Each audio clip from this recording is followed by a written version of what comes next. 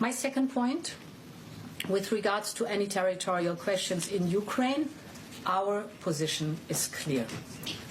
International borders cannot be changed by force. These are decisions to be made by Ukraine and Ukraine alone.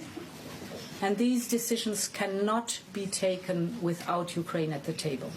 Ah bah c'est bien dommage, parce que l'Ukraine va s'asseoir à la table, l'Ukraine va signer ce qu'il a signé, et la vieille pouffe de Van der Leyen, bah, elle va bien retourner là où elle doit retourner, d'accord?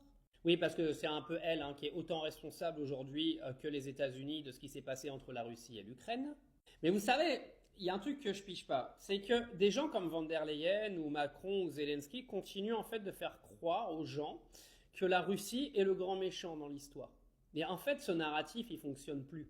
D'accord? Déjà, en guerre, il n'y a ni gentil ni méchant. D'accord? Il n'y a que des civils qui meurent, que les choses soient bien claires. Des gens qui n'ont rien demandé à personne.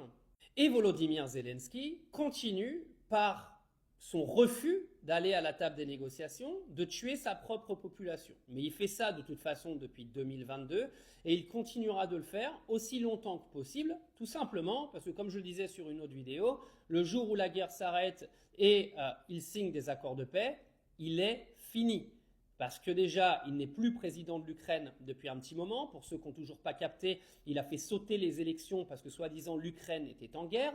Petit plan machiavélique qui pourrait très bien être mis en place par Emmanuel Macron d'ici 2027. Préparez-vous à toute éventualité avec cette bande de barjots. Mais tout ça pour dire, le narratif, il est fini, Ursula. Donc déjà, quand tu t'appelles Ursula et que tu veux la paix, c'est un petit peu bizarre. C'est pas un prénom de paix, ça, Ursula. Ouais, pas vraiment. Mais qu'est-ce que je suis heureux qu'il y ait les réseaux sociaux aujourd'hui et que les gens puissent s'informer un petit peu différemment, puissent comprendre que le récit de l'Occident est un récit de mensonges créés de toutes pièces depuis la nuit des temps. Mais ceux qui pensent encore qu'il va y avoir des négociations qui vont aller dans le sens de l'Ukraine, mais vous rêvez.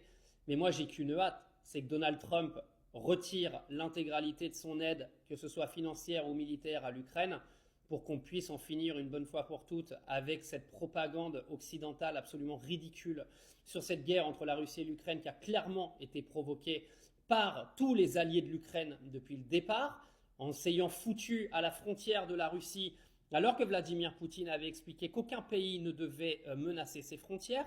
Et je tiens à rappeler également que cette guerre a commencé quand l'Ukraine a demandé son adhésion à l'Union européenne et à faire partie de l'OTAN. Donc, si vous voulez aujourd'hui faire croire à tout le monde que la Russie est le grand méchant loup dans cette histoire, faites ce que vous voulez. Mais le narratif, il fonctionne plus, Ursula. Ça fonctionne plus. C'est vous qui avez créé cette guerre de toutes pièces. Poutine, lui, défend son territoire parce que vous étiez à deux doigts de menacer son territoire pour l'éternité.